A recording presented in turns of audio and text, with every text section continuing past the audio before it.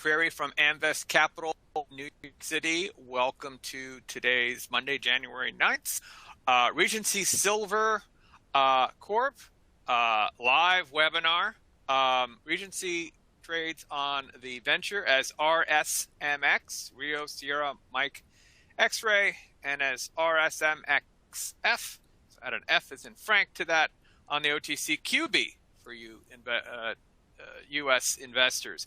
Hope you'll enjoy today's program. It will also be available in on-demand replay about 2 hours from now. The link that you originally used to get in here, it will work to the replay once you go back to it, so you can share it and all that sort of stuff. If all that eludes you, you can go to our website, amvestcapital.com, or Google it or whatever, find your way to the webinar page.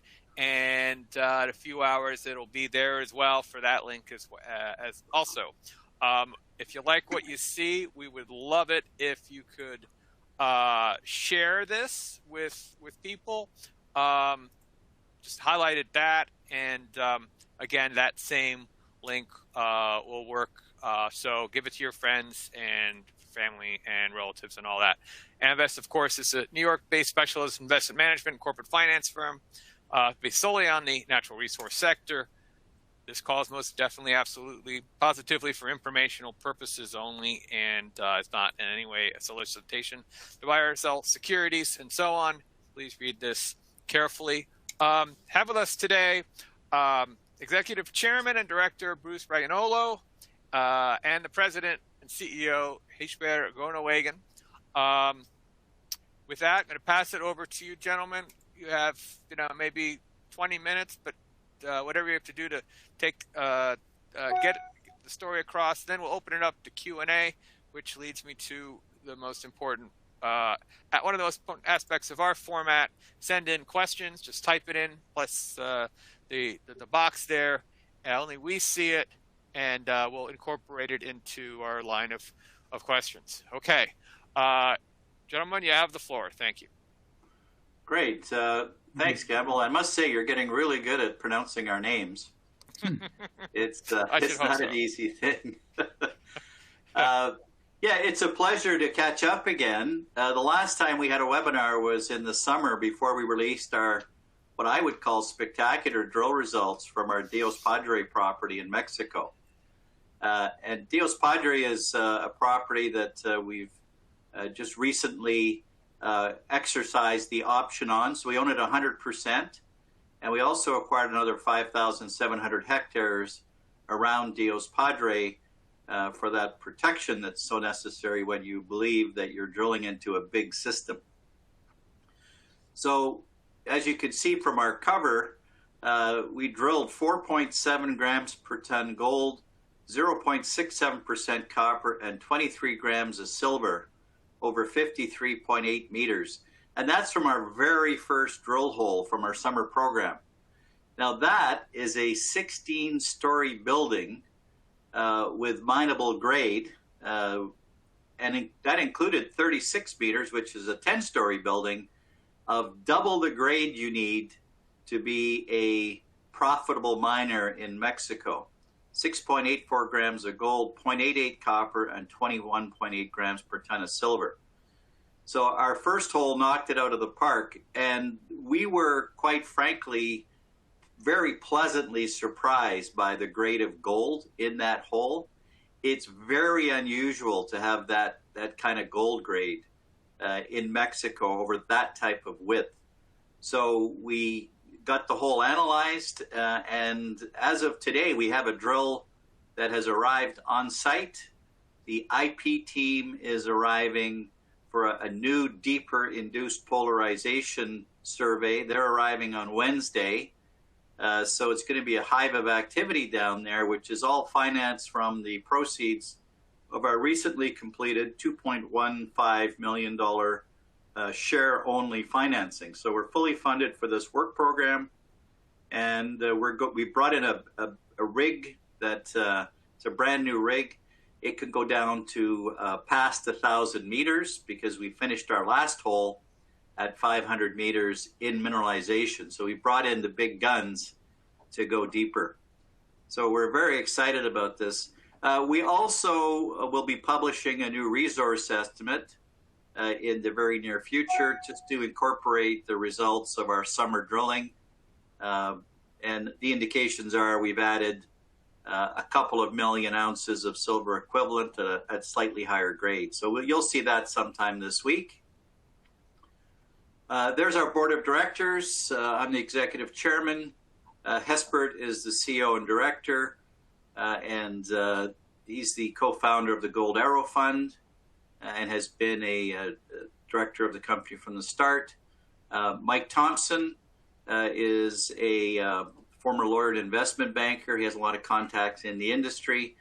And Mike Tucker, who is going down to site with me tonight, is our PGO, and he's in charge of the exploration programs and is responsible for the discovery at Dios Padre. So for a young guy, he's done a fantastic job. And, you know, not too many guys can say they found something like this, and hopefully it gets bigger and bigger as we go. He's a former exploration manager for Balmoral Resources. So there's a picture of Timmins Gold at the bell ringing ceremony. The plan for Regency is not to be standing up on that podium ringing the bell. The plan for us is to drill until we have 50,000 meters completed and then sell the company, hopefully to a major. We have something that, with some more definition drilling, will be of interest to a major. Do not plan to build another mine like I did at the San Francisco mine at Timmins Gold. We plan to be a little more nimble. What happened with Timmins Gold is the market just overcame us.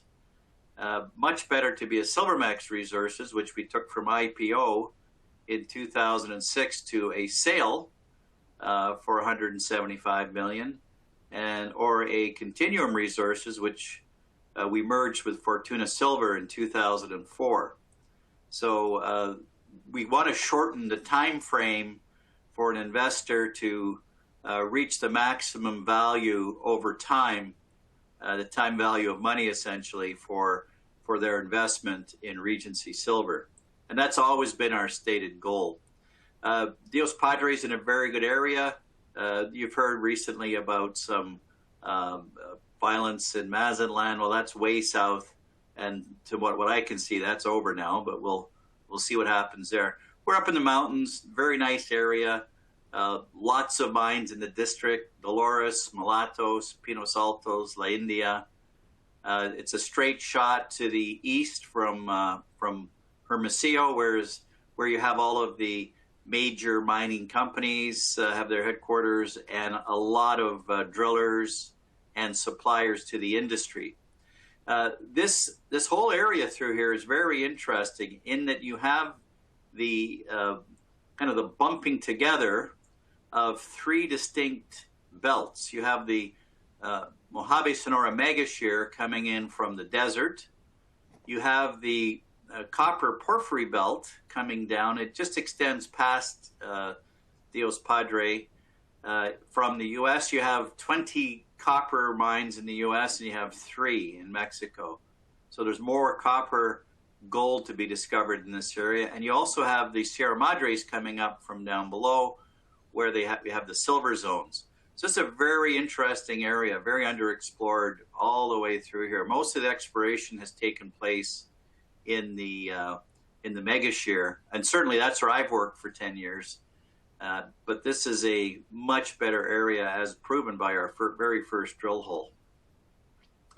So why are we so excited? Dios Padre had an existing silver mine, and what was so attractive about that existing silver mine was just the size and the grade of the intercepts.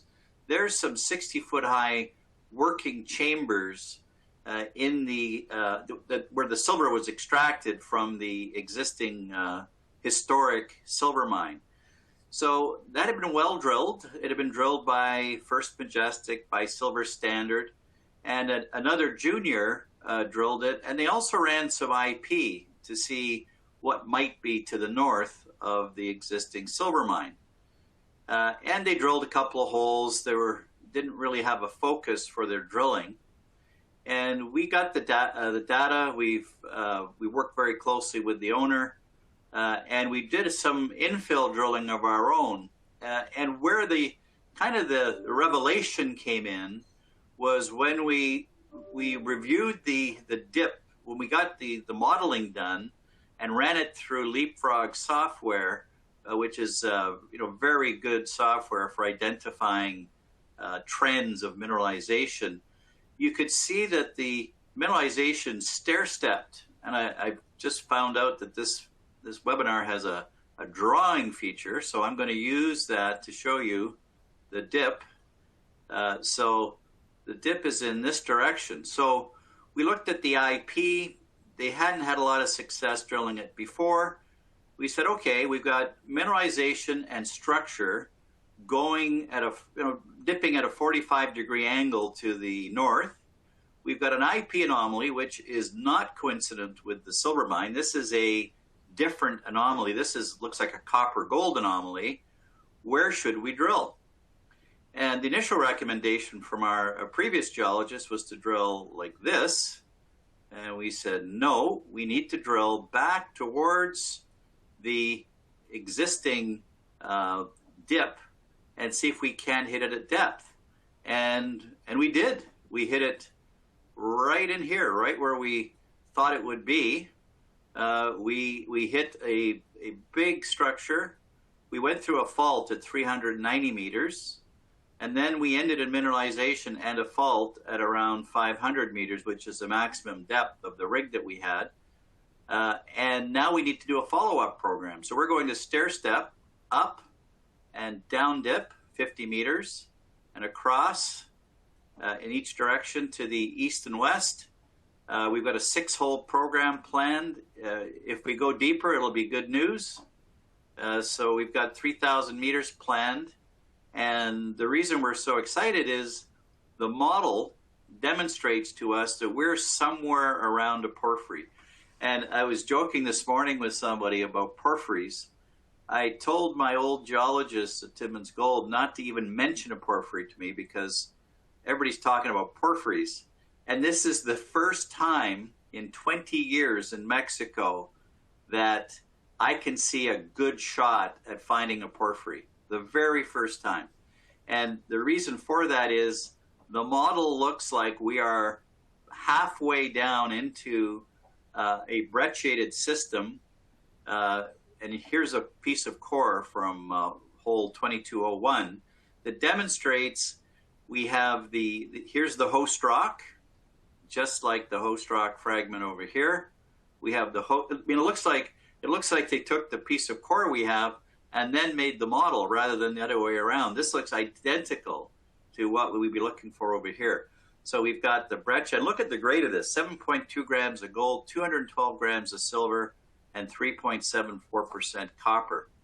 So that's our theory. If you rotate this model 45 degrees to the left, that's where we believe we are. Now, we don't have to find a porphyry. We don't need to find higher grade. We don't need to find bigger widths. All we have to do is find more of the same.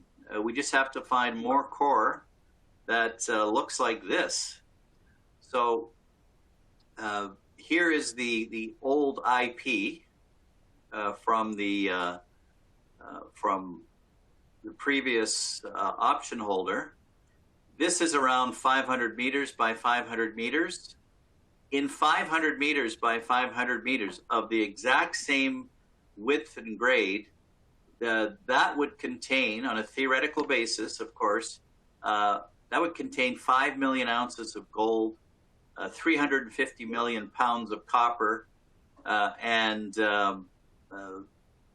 15 million ounces of silver. So it's well within the ambit of possibility here, even without finding the source. Just more of the same would get us to a very nice looking resource. And the theory now is that it would extend somewhere up in this area. We don't know what's happening in here. That something is displacing the mineralization in that zone right there. So lots of work to do. We're doing IP now that on a bigger grid that's going to be able to see down to the mineralized zone. So that's what the plan is, to combine the results of the drilling with an IP signature that is going to tell us where we need to drill in the future. The 6 holes we can do easily without having the IP done. And once the IP is finished, which will coincide with the finishing off of the 6 holes, we'll have a very clear idea what we're looking at depth. So it's very exciting. This looks like we're on top of a big system, and it hosts the potential for the kind of ounces that a major would be looking for. And that's a nice thing to have, because the majors have the money for development of mines. They don't have to go to the market too often anyway to build the mill, which would be required here, and that shortens up our time frame for an exit. So the plan is to drill for probably a little more than a year. It's probably going to take us 2 months with this drill. Go out, raise more money for an even more extensive drill program, bring in a couple more rigs, and then drill 50,000 meters over the course of 12 months. 3 drill rigs working full time can drill 50,000 meters in a year. And that's the plan. Then, so as soon as we start with 3 rigs, we spend 3 months with our resource estimate and then run a sale process. But just to have the potential for 5 million ounces, to see how you could get there, is a nice feeling to have. So now it's really a function of more drilling and IP to show us the signature. So it's a very exciting story for us. It's something that we feel has been waiting for us to discover. Something that has been brought about by a fresh look and some better geology, better imaging, a good fresh look at some old data, and in an area that is right on the cusp of all of these different zones. So in addition, as part of the sale, we would spin out our existing projects. We have the El Tule project in Nayarit, which is a very good-looking project. There's artisanal miners working fairly large pits, actually, all the way across the property on small claims that they own. We control over 10,000 hectares in that district, but their guys are working little claims. So there must be mining at least 8 grams in order for it to make sense for them. We just finished the financing, as we said. So here's our current share count: 76,917,668. We also had our warrants exercised. So we've only got 2.6 million warrants, and that's the exercise is already included in the share count. And our share structure is nice and clean. We don't have much in the way of a warrant overhang. We managed to keep our share count fairly low for what we've got. And right now, we'll be putting out our resource estimate update, and that is, that's going to increase our number of ounces. So we're trading at a pretty nominal value compared even to the ounces in the ground that we have in a resource.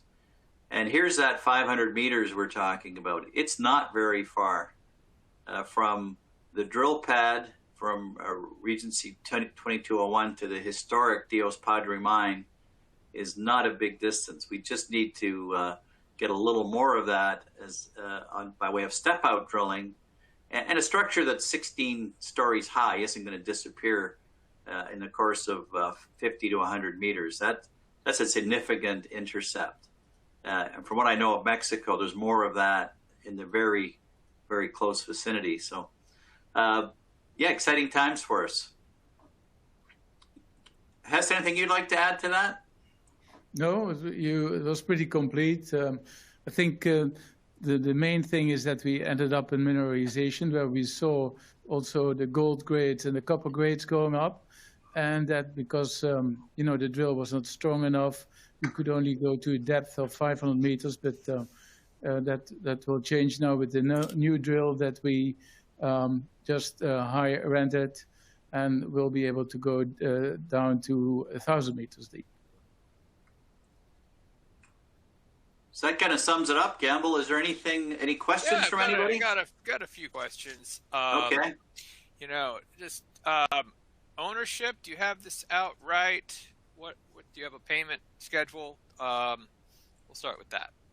Yeah, we own it 100%. We've paid all the payments and we've issued all the shares, and we own it 100%. How much did it cost? Cost us $175,000 US and okay, 500. Sorry? That's not a bad price. You get a no, well, it wasn't easy to make the payments, I'll tell you. During 2000, we picked it up in 2017, and in 18-19, it wasn't easy making the payments, even nominal payments. So yeah, the price is good. The owner has, the previous owner has been very cooperative. They do have an NSR of 2.5%. We can buy that's 2 my points next question. for $1.5 million. What claims and royalties and stuff are on this? And any hanger-ons? Well, it's not really a hanger-on. It's part of the payment. But yeah, there's a 2.5% NSR on the property. We can buy 2 points for $1.5 million. Okay. Who did you buy it from, and then sort of what's the history of that owner, and when was it last your original asset in production? When was it humming along? Well, I don't think it's ever really hummed along, unfortunately. Small-scale mining in Mexico is a good way to go broke. Mm-hmm. But it was owned by the Kennemere family out of Dallas, Texas. They had it's actually got quite a story behind it. Clint Murchison, who was one of the owners of the Dallas Cowboys, was an early investor in Minera Peña Blanca, which is the company that we purchased it from, that was owned by the Kennemere family. They last were operating it in the 80s, and then they decided that they would option it out. The previous option payments were $6 million to First Majestic and Silver Standard. So you could imagine that they had some very tough decisions to make, and they were focused really on the area below the current mine. There wasn't anything. There's not much on surface over here to indicate that you're sitting on top of a copper system, a gold-copper system. There's not much to indicate that at all. And as you can see, there's not a lot to indicate what's on the surface over here at Dios Padre either. I mean, it's got a volcanic cover on top of the whole region. So this is one of the first areas of exposure underneath that volcanic tuff. So which is all a later event that covered everything. So yeah, there's not much to distinguish. I mean, you can see from surface, there's no color alteration really. There's maybe a little bit of color alteration up top, but not really much to distinguish it. We are now finding all the areas of color alteration around the property. But it was mined last time in the 1980s, so it's been a few years. It started in the 1600s. I was kind of getting to the can it paint a picture back to colonial times? Yeah, it's been mined for a long time, and they took out 20 million ounces of silver. The silver though looks like it's the cooling event of the high to mid sulfidation system down below. So this is kind of the last event of the system. There must be something in this area here which displaces it. I'm going to go to that drawing thing again. There must be something through here that is displacing this somewhat. So we need to do more. We're going to go up dip now. We're going to follow it up dip. Instead of trying to go down below, we're going to follow it up instead of trying to follow it down. Now, there could be multiple structures like this, but they just don't hit the surface because of the cover. So we'll see we are doing a lot of prospecting, looking for anomalies, and we'll be canvassing the entire area. How far are you from civilization? We're let's say power lines, basic paved road, a city, a town. If you were envisioning, this all goes into the economics. Yeah, if you were to build a camp, where would it this be remote? Where would people stay? Where do you fly in? Okay. Yeah, logistics are very important. That's one of the reasons I love Mexico. So what we do tonight, I'll be flying into San Diego, staying overnight because we had to catch, it's a lot cheaper catching the last flight out rather than catching an early one. We're going to be staying in San Diego. You drive across. I got a really cool system in Tijuana. You just go to the airport, and the airport is actually a customs crossing, a border crossing. So you go right to the airport, and then you catch your flight. So we're catching the flight from Tijuana over to Hermosillo, which is about an hour and a bit. And then we got a 4-hour drive to a little town called Santa Rosa, which is about 10 kilometers from the project. It's all paved highway. They're actually widening the highway now to make it a 4-lane highway all the way up to Yecora, which is the next big town, which is, probably 45. We timed it last summer. It was 45 minutes from Santa Rosa. Bit windy road, but all paved. They're paving the road now from the highway into Santa Rosa even. So we'll have 10 kilometers of good dirt road from Santa Rosa to the site. So the logistics are terrific. Power, water, they have internet. We brought our own internet into site right now. So we have 5G internet right at site, and at Santa Rosa. We're all staying in Santa Rosa. Everybody, they rent their houses out. There's a little camp there. So it's great. Mexico has good food, people to cook for you, clean, excellent infrastructure there. Yeah. No.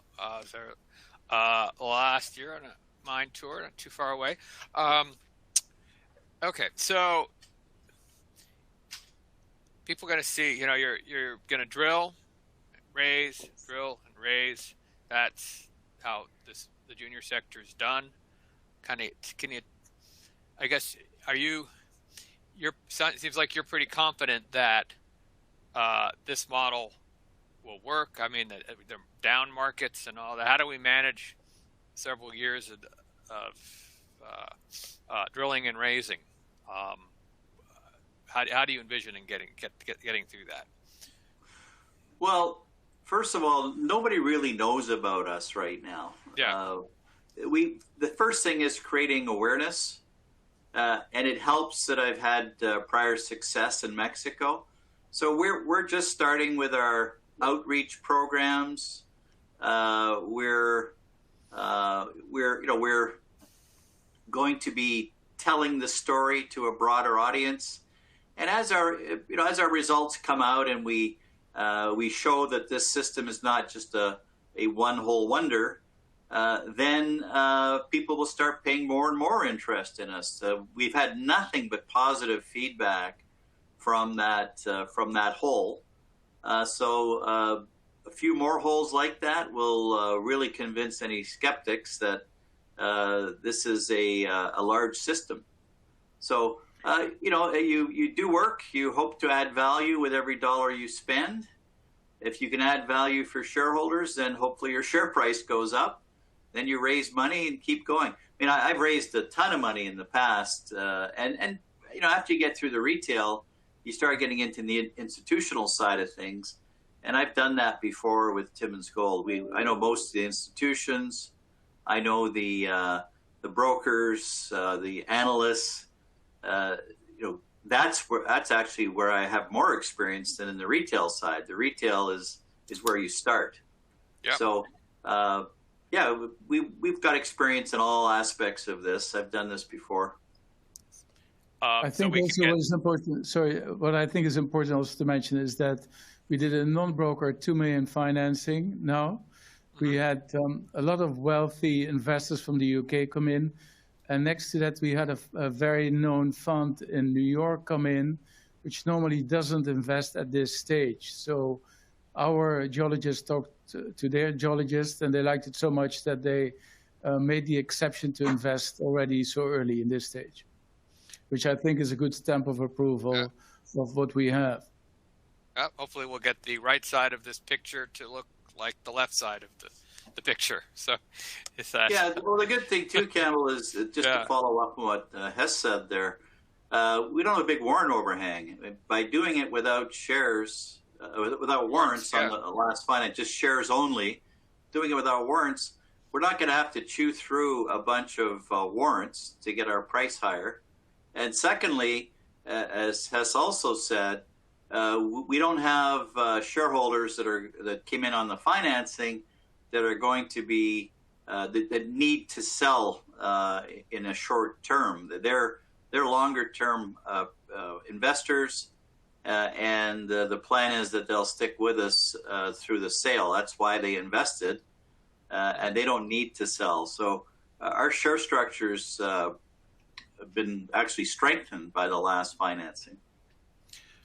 What is your earn-in on the El Tool? El Tule, it's 500,000 US. We have 50,000 US payments to make every 6 months.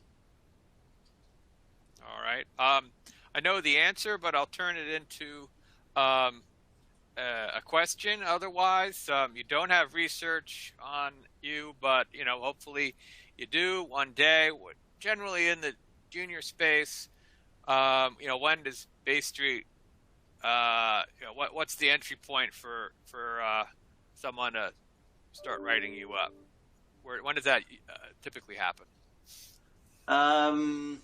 Well, that's an interesting question. And of course, it's tied into other corporate development things. But sure, there's a point where no one's going to write about you. Yeah, I'll give my best answer to that. At Timmins Gold, we had 15 analysts covering us. We had every brokerage house on Bay Street covering us. And it's hard to keep that many analysts happy. You have to go to their conferences and give them time, so enough of your time so that they get to understand the story and they feel like they're a part of your growth. In this instance, the analysts will probably come in not after this program, but maybe during the next program. This program we're doing right now might convince some to come in if we're successful. If we're as successful as I think we're going to be, and as I envision us to be, we should get some interest, after this next program. So if a house geologist says, "Oh my gosh, we got to get involved and write this up because this is going to be," maybe you might get some outsized coverage. Yeah, it's going to depend on our next financing. I mean, the coverage comes with you're looking for the package from the brokerage house. Yeah. Coverage, sales, financing. You're looking for everything from them. So you're trying to get the whole package with one house. Few questions about Mexico and taxes and political risk, regulations, all that sort of thing. Maybe give a little color on how's it looking in 2023. Mexico doesn't always make it easy for people from outside. Yeah, the situation for us is quite good because we're a exploration company with a very small footprint, and we're providing jobs in an area that needs the jobs. This is a very remote area. They've had a lot of exploration go through here, but kind of go through is the correct term. They're glad to have the jobs. It's actually a very nice place to work. I like Mexico a lot for exploration. There's a lot of areas that are underexplored. The political risk my view is that political risk is going to be lessened as time goes on. I think we've kind of hit we might have hit the bottom 2 years ago or 2 to 4 years ago, with the political situation there, and I think it's going to get better from here. I really believe that Mexico is going to open up in general for mining, because it's going to provide those good cash jobs with no government incentives. I've always said this in Mexico, and for mining in general, mining provides jobs in areas that need cash jobs. So at the San Francisco mine, for example, for Timmins Gold, we created with foreign investment well over 1,000 jobs, both directly and indirectly in the area. We looked at a trickle effect.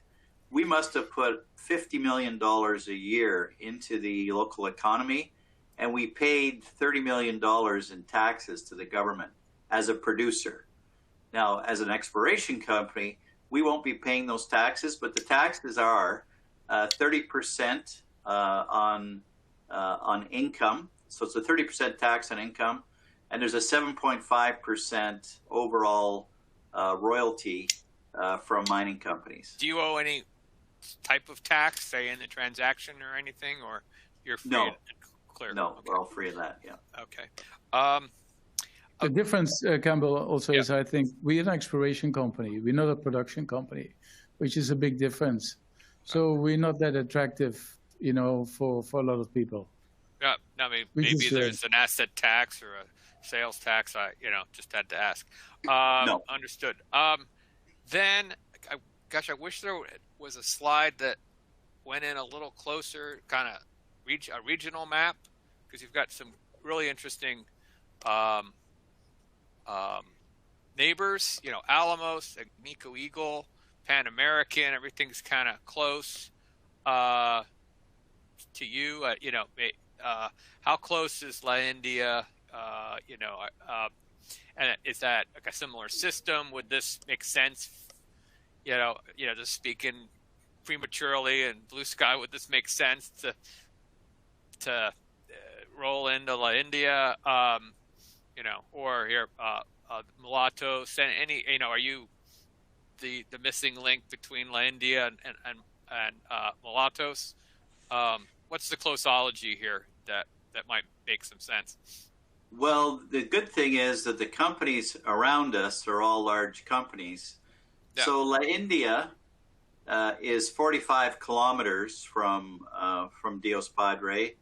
Mulattoes is 40 kilometers. Pinos Altos is 75 kilometers, and Dolores is 80 kilometers. Each one of those mines is different from the others. Okay. Dolores is a large mid-grade silver deposit, open pit with a mill. Mulattoes is an open pit gold silver deposit with open pit heap leach, and they were kind enough to host both Hess and myself 12 years ago. So I've been there a few times. It's a nice operation. Pinos Altos is mainly gold, and La India is gold. So this Dios Padre, while it would be a very nice add-on for Agnico or Pan American or even Alamos, it's probably a better add-on for a Newmont or a Fresnillo or somebody even bigger. This is into the, if we can just get 500 meters by 500 meters of the same material, that is very attractive for a major. So it's not really a tuck-in. It's, if the drilling pans out the way that we firmly believe that it will, then it'll be a major new discovery.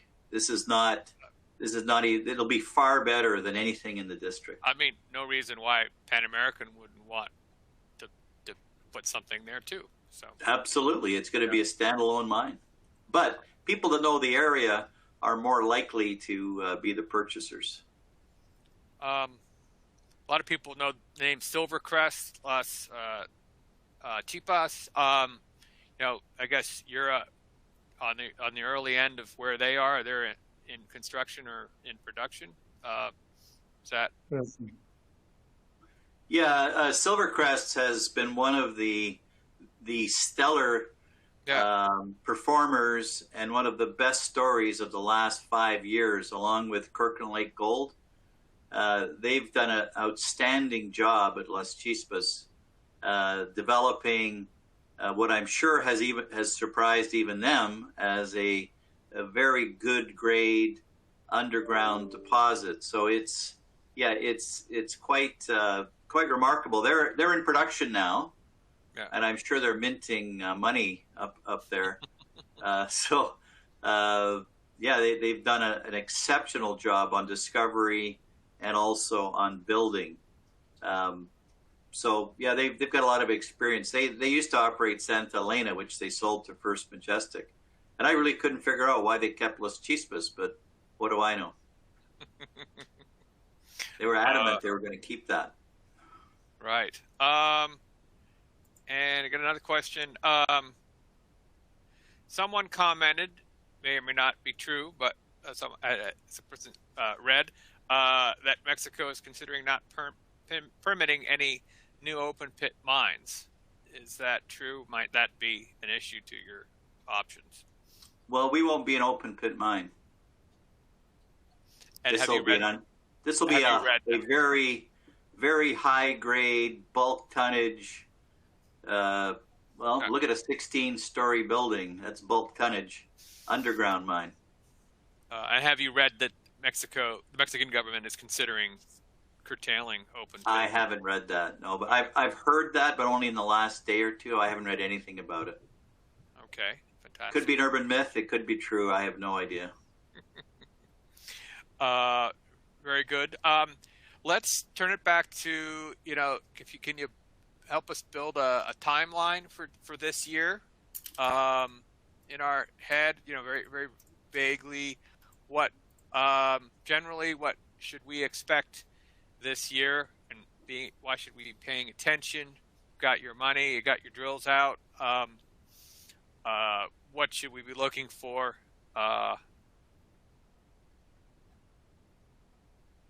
Well, the reason people should be paying attention is that this could be the biggest discovery in Mexico in the last 50 years.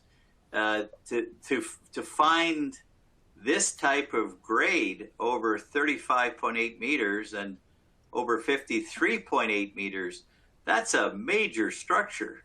I haven't seen anything like that. I'm just incredibly excited. I've been all over the country, gone to numerous site visits. Everybody's always chasing either grade or tonnage in Mexico. But to have a structure like this where you're not looking for a higher grade, you're not looking for bigger widths, just looking for more of the same is outstanding. So what we're going to do, and we haven't really had a great market since we went public in May. I think that's probably an understatement. But we worked hard and got the financing done that we needed. And now we're going to pop 6 holes. The plan is to pop in 6 holes, do the IP, and then that's going to show us what this whole new story of Dios Padre is all about. And at that point, and that's not going to take too long, we'll be drilling. We can drill a hole a week. So 6 weeks for drilling, takes 3 weeks to get the assays back. We send the core into the lab on an ongoing basis. So, 6 weeks plus another 3 weeks. So within, say, 10 weeks, so 3 months, we'll have the assays back and give it another week or two after that to put it all together. So, 3-4 months, we'll have our drill results out. And now that we know what we're looking at, now that we know where the grade is in the core, if we start hitting that type of core again, we can say that we've hit the same type of structure. So we'll be able to eyeball the core as well. To add to what Bruce said, Campbell, we want to drill 50,000 meters in the next 12 to 18 months and get it ready in order to sell the project off to mid-tier or large-tier player. That's basically the horizon. That was my question. Now in answer in one sentence. So yeah, so 3 months for this program plus a couple of weeks. So let's say 4 months for this program. Raise more money, bring in another 2 rigs, and then complete the 50,000 meters. All right, that's the alarm to close, I think. So exactly. I think we said it all.